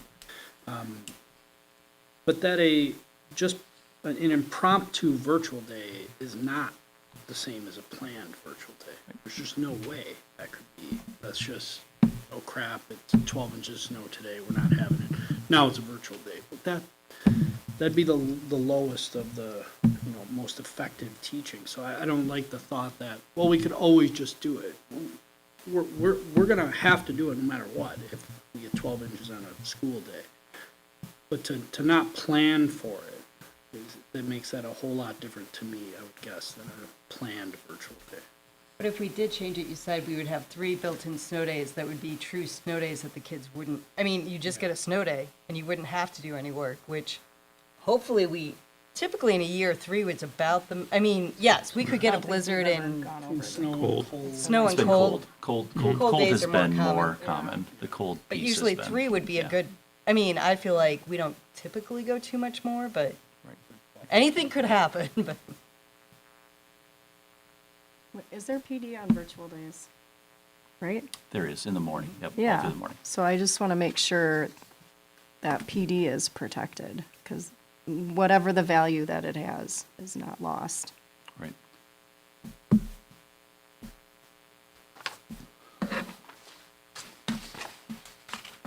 Okay. So where are we? So we're, yes. have 8 more calendars. Not eight. Well, I think I'm it's good. I think it's a good perspective for us to keep in our back pocket as well, because that would change how we would look at the days and all those different pieces of connections with staff. Because we even, as we were looking at the calendar, we really did look at the entire calendar to say, okay, well, do we really need 2 days at the end of the year for PD? What if we had just 1 day at the end of the year for PD and we had another student contact day that allowed us to have PD at a certain time? And we just didn't feel like that was we found that, we believe that, especially if there's new curriculum coming in, having all staff for an entire day is really valuable. You have grades, you have wrapping up your stuff and so forth, but then whenever there's a new curriculum, and that's really jump-started a lot of our learning, or going into the summer in LBC, so we went back and forth on that, but we did really look at all the days that we have set out to maximize the amount of learning for students, as well as learning for staff, and opportunities for staff to collaborate and refresh themselves to lock in for an important period of time until we meet again, sort of thing. So we can keep that in the back of our head of, doesn't have to always be 5:12. We can have that discussion. All right, so to bring back at the next meeting then. So you'd be bringing back something that would have no more than one at the middle school, up to 2 at the high school, and then you would be looking at extending the day after Easter. Yes, that's what I heard. So those would be the 3 things that we would be looking for. And administration was bring back one calendar. Yes. That will And then you achieve can those either goals. say yes, or you can vote to say yes, but this. Yes. Correct. Would like teacher feedback, right? That's what the calendar would include. Yeah, it always has, but I mean, it isn't. Well, I'll be I honest, mean, we the don't, one, we don't vote on it. right? What's that? The one that you come back with would include. Yep. So I think what Sean's asking, will there be additional feedback that you will get from staff before we see the one in January?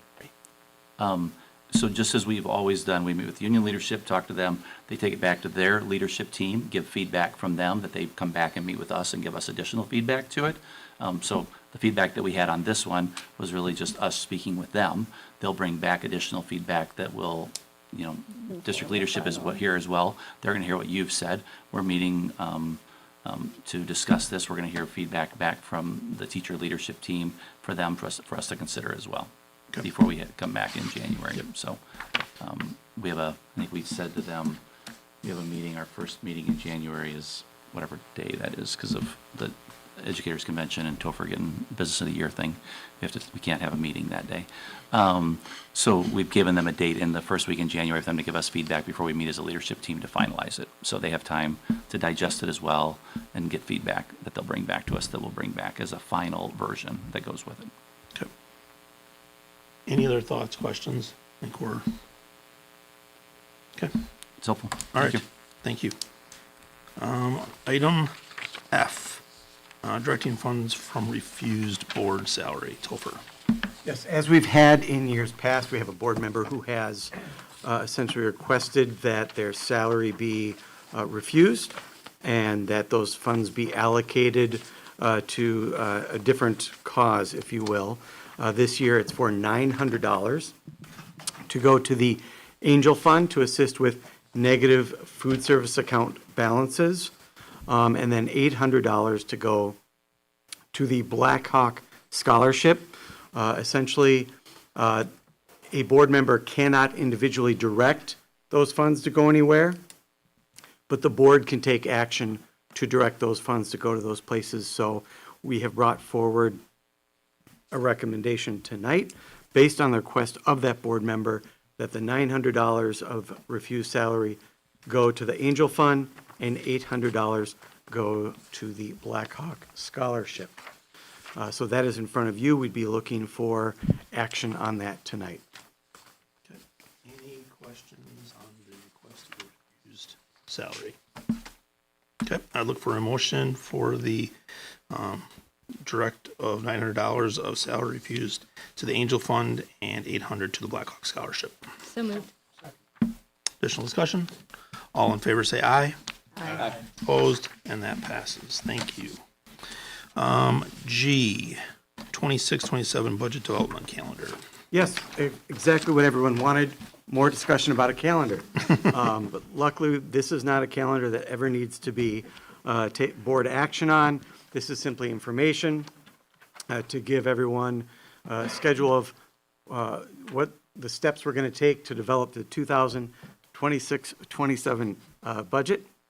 So again, like in past years, February, really hitting those revenue projections. March and April, developing personnel FTE to understand the staffing needs that we're going to have for the following year. Then in May and June, finalizing some of those non-personnel costs. having a preliminary budget that's passed that can be used starting July 1. And then in September, with the annual meeting, and then October, once we have final budget information from the state, being able to pass that final budget and certify the levy. So this is the calendar for that we'll start using in February. Information only. Any questions about this calendar? Comments, questions, informational only? There are no virtual days in this calendar. Topher's going to find himself presenting a lot pretty soon. All right, H, total school taxes levied. Topher, we'll stay with you. Sorry. All right. Go ahead. All right, so just bringing forward the school taxes levied at the end of October. We certified the levy, and it was $19.9 million, which, with increased property values within the district, led to a mill rate of $6.24, which happens to be the lowest mill rate in Ozaukee County. And then what happens with that levy, after it gets to the municipalities, is there is a school levy tax credit, which essentially lowers the tax bills that eventually get sent to residents. And so it didn't change, at least the statewide allocation did not change for this year. You can find that on your tax bill circled in red, and that is applied against the taxes that you eventually see down circled below. Now, if you look at your tax bill, you'll notice they did go down a bit, just like even though the state didn't change their allocation, they do get allocated to different municipalities differently from year to year. And so school taxes levied, or I should say the school tax levy credit did go down. So our all-fund tax levy went up 3.4%. The school tax levy credit went down 4.8%. Total school taxes levied went up 5.7%. But there are a lot of factors that go into the tax bill. So total schools, hi. Now I'm not going to have a lot more to present in the future, right? Okay. So total school taxes levied went up 5.7%, but with net new construction being 3%, that absorbs more than half of that increase in school taxes that go on to bills.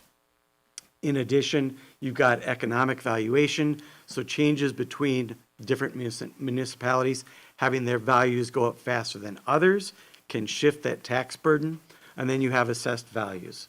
So again, total school taxes levied up 5.7%. However, more than half of that increase absorbed by the new construction, new homes coming online. And then for the second year in a row, the economic valuation growth was faster in the town. And so you'll see that pie, if you will, the town gets a bigger share of that overall tax bill because its valuation is growing faster than the other municipalities, namely the village.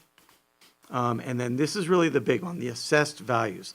So once that municipality has their tax bill, they got it from us, right? And then they apply the school tax levy to lower it. Then they have to apportion it out to everybody else. And last year, it was the town that had their values assessed. There was a reassessment, and so the word was that the average assessed value would go up 35%, but it wasn't that every actual property value went up 35%. Some went up 45%. If yours went up 45%, then you were going to see a decent increase in the school portion of your tax bill. If it was 35%, then your tax bill was only going up between maybe 0 and 1%. That was about the average. But if your assessed value only went up 25%, then you were seeing a sizable decrease in the school portion of your tax levy. Now, this year, the village gets their turn. They had a reassessment, and so you had quite a variety of different changes in assessed values. This is a sample of 6 properties in the village, ranging from assessments that went up 63% on the property down to a property that only had their assessment go up 3.2%. So you can see the impact that has on the school portion of the tax bill, all the way from property A with a 63% increase in their assessment, going up 18.3% down to that property that only had an increase of 3.2%, dropping by 25%, that school portion of the tax levy. So you can see, even if you had an assessed value that went up a little over 40%, the school portion of your tax bill was going up 2.1%, which is under the rate of inflation that we used for this year, 2.95%. Now, if you take a look at the town, which did not do a reassessment, you can see pretty much assessed values stayed flat. Now, if you had work done, improvements, certainly your assessed value would go up, but for the majority of homes and properties that didn't do any improvements, that assessed value stayed exactly the same, and you can see all those properties have the school portion of the tax bill that went up 1.9%. So to circle back to look at our key performance indicator in our strategic plan, school taxes levied, right, of 5.7%, when accounting for net new construction, which was 3%, will not increase more than the rate of inflation. And so that was 2.7%, which is under inflation that we're using of 2.95%. That meets that KPI.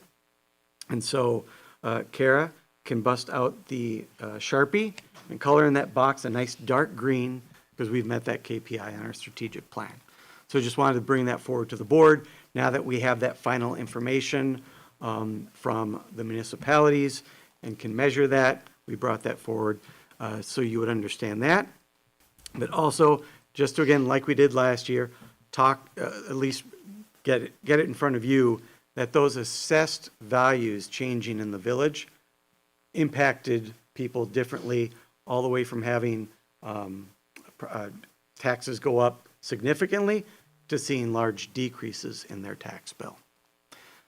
Any questions? Questions or comments for Topher? Thank you. Yes. Okay. Yep. Thank you for sharing that. I'm closing out this text levy here. All right. Julia, forward ACT and pre-ACT data.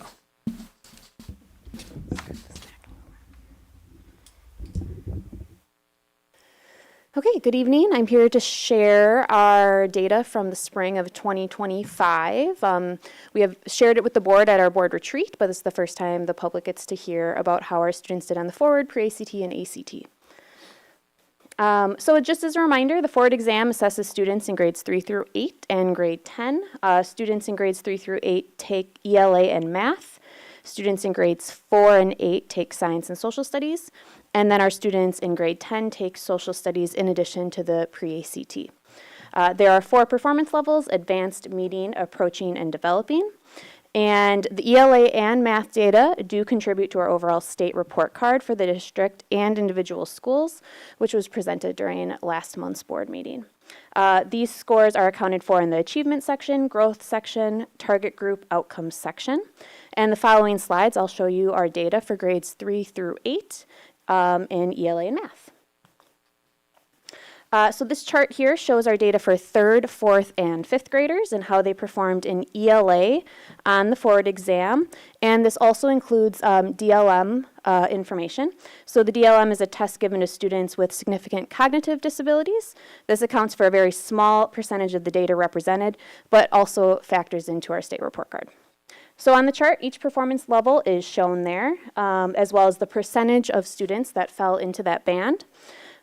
We are showcasing 2 years of data since the forward exam was changed in the 23-24 school year, and it can't be compared to previous years. So you can see for last spring, for the 24-25 school year, we had 85% of our third grade students score meeting or advanced. That's that blue and purple bar. 71% of our fourth grade students scored meeting or advanced, and 75% of our fifth grade students scored meeting or advanced. Looking at our elementary math data on the forward and DLM for the 24-25 school year, we had 85% of our third graders score meeting and advanced, with 56% of our students scoring in the advanced category for third grade. And then 73% of our fourth graders scoring meeting and advanced, and 78% of our fifth grade students scoring meeting and advanced as well. Looking at our middle school data, again, you can see how our 6th, 7th, and 8th grade students have done for the past 2 years. For the 24-25 school year in ELA, we had 69% of our 6th graders score meeting or advanced, 76% of our 7th graders score meeting or advanced, and 79% of our 8th graders score meeting or advanced. These charts also do show cohort data, right? So in both 7th and 8th grade, we increased the percentage of students scoring meeting our grade level expectations from the previous year. So for example, our class of 2030, which is our current 8th graders, had 70% meeting or advanced as 6th graders, and then as 7th graders, they increased that to 76%. And our class of 2029, which is our current freshmen, also had 70% meeting or advanced as 7th graders in the 2024 bar, and then as 8th graders increased to 79%. So these do show some good cohort data as well. When looking at our middle school math data, we had 72% of our 6th graders score meeting or advanced, 85% of our 7th graders score meeting or advanced, and 82% of our 8th graders score meeting or advanced. Just like in ELA, here in math, our cohort data did increase the percentage of students meeting our grade level standards in both 7th and 8th grade as well. When looking at how our system performs compared to the state in ELA, you can see in grades 3 through 8, the number of students meeting or advanced outperformed the state last year by 23.6%. And you'll notice that the past 2 years, the state has remained consistent in the students meeting grade level standards, where we actually grew by 3 percentage points from the previous year. This chart does show the 5-year trend, but again, as a reminder, they did change the forward test in 2024, which is why you do see a jump in performance for Grafton and the state from the 23 bar to the 2024 bar. And then here is how our system performed in math. Again, you can see in grades 3 through 8, the number of students meeting or advanced outperformed the state last year by 25.6%. And you will notice that both the state and here in Grafton, we did see a decrease in the percentage of students meeting grade level standards from the previous year. So just to review, here in Grafton, we continue to outperform the state averages, with 76% of all 3rd through 8th grade students performing meeting or advanced in ELA. This is the highest percentage proficient since the very first administration of the forward assessment in the 2015-2016 school year. And we had 79% of all 3rd through 8th grade students perform meeting or advanced in math. This is the second highest percentage of proficiency since the first administration, with last year being the highest. So before I move on to pre-ACT and ACT, are there any questions on the forward? Any questions, comments?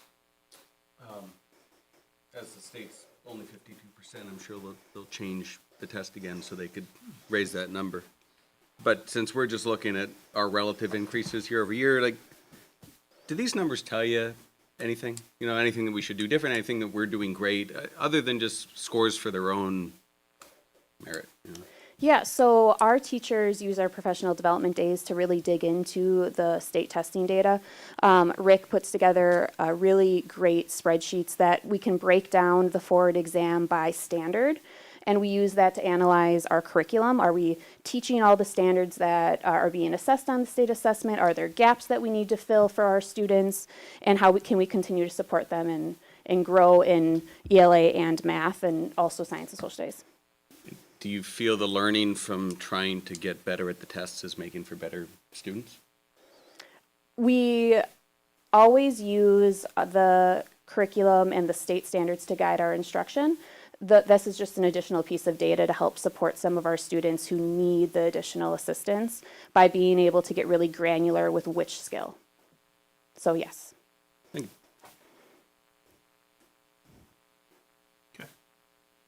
Thank you. Okay. Okay, so looking at the next test, ACT and pre-ACT secure. So these, like the forward exam, these are required tests that all of our students take in the spring. Students in grades 9 and 10 take the pre-ACT secure, and students in grade 11 take the ACT. So I'm going to start by sharing our ACT data for the spring of 2025. This chart reflects our current seniors and how they performed last year as juniors. So on the chart, you can see the average score broken down by each subject area and then how the state performed. The bottom row shows the difference between our average score and the state's average score. Our scores do range from 22.7 to 23.3, with the exception of writing, which is scored on a different scale. And we are proud to state that our composite score of 23.3 is the highest that we've had since the state required all students to take the ACT. Here's a breakdown of the past 5 years, and you'll notice that our average score for all subject areas, last year we did have the highest in each, again, each subject area and then also our composite. You also notice we had a significant jump in the average score for English from a 21.7 the previous year to a 23.4 last spring, and also a jump in reading from 21.9 in the 2024 school year to a 23.3. Switching over to the pre-ACT, this chart shows how our current juniors performed last spring as sophomores. So again, you can see we are still significantly outperforming the state. And then as a district, we do track progress towards our KPIs. So our KPIs having our juniors score a 23.5 on the ACT. So as sophomores, we expect them to have a composite score on the pre-ACT of 20 or higher to help meet that goal as a junior. And we did exceed that last spring with a 21.2. When looking at our current sophomores and how they performed as a freshman on the pre-ACT, again, continuing to outperform the state in all of our averages for every subject area and the composite. And then in addition, we expect our students to have an average composite score of 18 to be on track to get that 23.5 KPI goal, and we did meet that as well with a composite of 18.5. So, in summary, our class of 2026 scored the highest average ACT composite score in school history of a 23.3. In addition, as I mentioned previously, we had the highest average scores for all content areas on the ACT as well. And our class of 2027 and 2028 had scores higher than the state average on all subject areas, including the composite, ranging anywhere from 1.5 to 4.2 over the state average. Just to note, this year we will see changes to our administration of the ACT for our class of 2027 and for all future administrations. The ACT has announced enhancements to their test, which include fewer questions, which equates to more time per question, reduced number of choices for the math multiple choice test, shorter reading passages, and then they also added engineering questions to the science test. However, the change with the highest impact to our students is the change to the composite score calculation, which they removed the science test from that composite. So now students' composite scores will only include reading, math, and English. Even though science was removed from the students' composite score, the state of Wisconsin does still require us to administer the science portion and the writing portion to all of our students for the ACT. And lastly, I just want to share an update to our Vision 2030 key performance indicators, including the information that was presented last month about the state report card. We have 2 additional updates for COR 1. Again, our score of 23.3 is trending in the right direction to meet our goal of 23.5. And COR2, our third grade advanced in meeting on the forward ELA portion of the forward test, met that goal of 80% and exceeded it at 84.8. So I'll leave it open to any other questions about ACT, pre-ACT, or above. Any other comments or questions? Okay, good news. Thank you. Could you ask less questions and give me more time to answer? Fewer choices. Fewer choices. Two schedules. Oh, sorry. All right, item J, student overnight trip request. Yes, we have one student overnight trip application that we'd ask for board approval for. It's for the Lakeshore Lightning Girls Hockey Co-op, where they go to Culver's Cup for the varsity and junior varsity hockey tournaments in Verona. The departure date is 12/27. They return on the 29th. You can see our four students, that are on the team and where they're staying. And we would ask for board approval for this overnight tournament. Questions on the trip request as presented? If not, I would look for a motion. Second. First, second, additional discussion. All in favor say aye. Aye. Opposed, and that passes. Thank you. K, gift reports. Yes, we have two gift reports we'd ask for board approval for. One from PMMI Skills Fund with Sophie Grant Forsyth being the contact person. It's for our FTC robotics random engineers that I mentioned earlier qualifying for state. But there is a Skills Fund grant in the amount of $3,000. It's a restricted gift for the robotics team. And then we have two additional donations towards Phase 3. Carrie Hadler Engbos in the amount of $500 and the Grafton Athletic Booster Club in the amount of $500. Any questions? If not, I would look for a motion to approve gift yes. What does Phase 3 entail for the athletic complex? Is that the soccer stadium stuff? It's the restroom. The restroom addition, yep, okay. yes, the restroom piece that goes with that. Okay. I look for a motion to approve the gift reports as presented. All in favor say aye. Aye. Opposed, and that passes, and we thank them, and we will get them letters. Thank you. All right, Mr. McMahon, thank you very much for setting the bar high with your presentations tonight, and we look forward to Dr. Gunderson. Thank you. I'll find myself on that one. Yes, checking to see if we were listening. Exactly, we were. I thought I was saying something nice, and you guys all looked at me like I was saying something to me. Mr. Gunderson, thank you very much. It was wonderful and now very memorable. And Mrs. Swenson, we look forward to your presentation next week. So next month we will be at Woodview on January 26th. So that brings us to adjournment. The Board of Education will consider a motion to convene in closed session pursuant to Wisconsin Statute 19.85, Section 1, Subsection C, considering employment, promotion, compensation, or performance evaluation data of any public employee over which the governmental body has jurisdiction or exercise responsibility for purpose of considering performance-related data of the superintendent quarterly review. Do we have a motion to go into adjourn? So moved. Second. All right, take a voice vote. Yes. Yes. Yes. Yes. Yes. And yes.